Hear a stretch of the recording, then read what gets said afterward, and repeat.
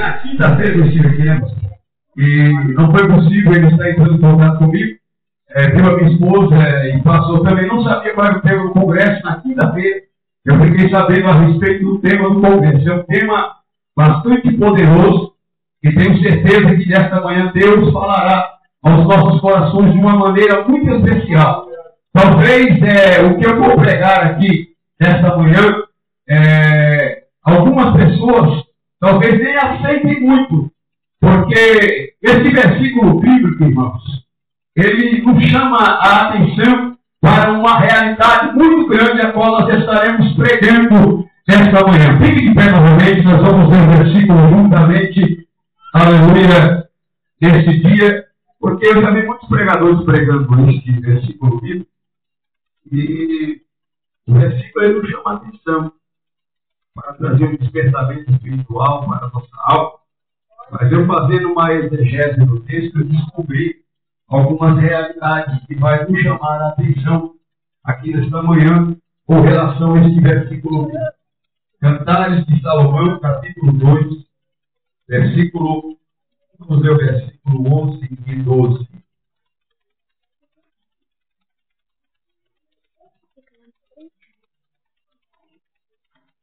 Capítulo 2, versículo 11 e 12.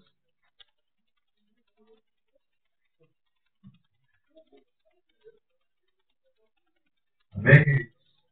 Assim diz a palavra de Deus. Porque eis que passou o inverno, a chuva cessou e se foi. Aparecem as flores na terra, o tempo de cantar chega, e a voz da rola ouve-se em nossa terra. Você pode dizer amém? Amém. Pode chamar no seu assento.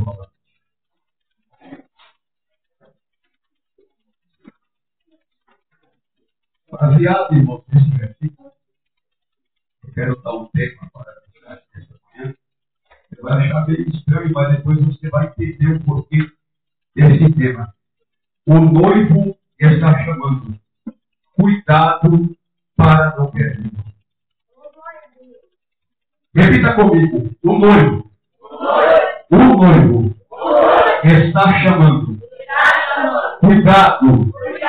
Cuidado para não perder. Olhe para o seu irmão que está ao seu lado nesta manhã com o olhar de profeta e profetiza e pergunte para ele: tu estás preparado se o noivo te chamar nesta manhã? Irmãos, eu creio que Deus vai fazer coisas grandes aqui nesse lugar.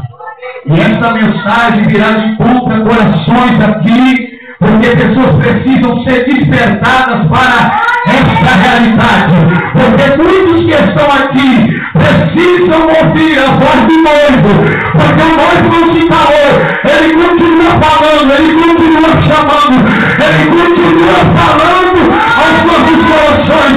Mas eu sei, irmão, que se esta manhã entrou um crente que por causa da luta, da dificuldade, não consegue mais ouvir a voz do noivo, eu tenho certeza que nesta manhã você vai sair daqui de pé, porque você vai ouvir a voz do noivo falando contigo.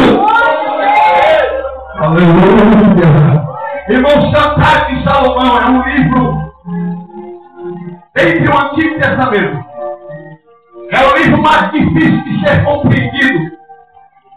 Foi um livro que no decorrer da história ele foi discutido, não foi aceito por muitos teólogos, pois eles não enxergavam como um livro inspirado por Deus. Pois o livro de Cantares de Salomão, ele usa uma linguagem do Oriente Médio, uma linguagem que não está muito ao nosso conhecimento. É um livro que tem como base apresentar uma linguagem voltada para a poesia. Porém, nós sabemos que o livro de Cantares de Salomão, ele pode ser aplicado de 3 interpretações diferentes. Podemos interpretar o livro de Cantares de Salomão de forma literal, aonde vai apresentar a relação do amor do homem para com a mulher. Este livro, ele relata este relacionamento amor tem que estar presente no relacionamento do homem e da mulher. Porém, nesta manhã eu vim aqui para pregar o livro de Cantares de Salomão, baseado de forma literal. Cantares de Salomão também pode ser interpretado de forma poética. São poucas as pessoas que usam este livro mediante a poesia. Mas também existe uma terceira aplicação ou interpretação do livro de Cantares de Salomão. Ele pode ser interpretado de forma alegórica. A alegoria é para fazer uma comparação de algo real para trazer para o espiritual. E no livro de Cantares, aplicando a alegoria, que faz parte do estudo da ciência chamada hermenêutica, que é uma matéria, teologia, nós podemos interpretar de duas visões deste livro. Primeiro, o amor de Deus voltado para a nação de Israel. Essa interpretação, ela foi usada e é usada pelos judeus até hoje. Os judeus daquela época, a qual encontraram e viram neste livro, um livro inspirado por Deus, eles começaram a interpretar o livro de Cantares de Salomão, aleluia, desta maneira, observando o amor de Deus manifesto para com a nação de Israel. Porém, também existe uma segunda interpretação dentro da alegoria, que é apresentar o amor de Jesus Cristo para com a igreja. E nesta manhã, sobre essa interpretação, eu estarei pregando o amor de Cristo para com a igreja. Apesar de Cantares de Salomão ser um livro rejeitado, um livro visto de forma erótica, porque apresenta este relacionamento de amor do homem e da mulher, se nós formos aplicar uma visão dentro da exegese bíblica, ou melhor dizendo, aplicando uma interpretação do texto, nós iremos descobrir algumas riquezas que o livro de Cantares de Salomão nos apresenta no âmbito espiritual. Este livro ele foi escrito aproximadamente no ano 960 a.C. O seu autor é Salomão.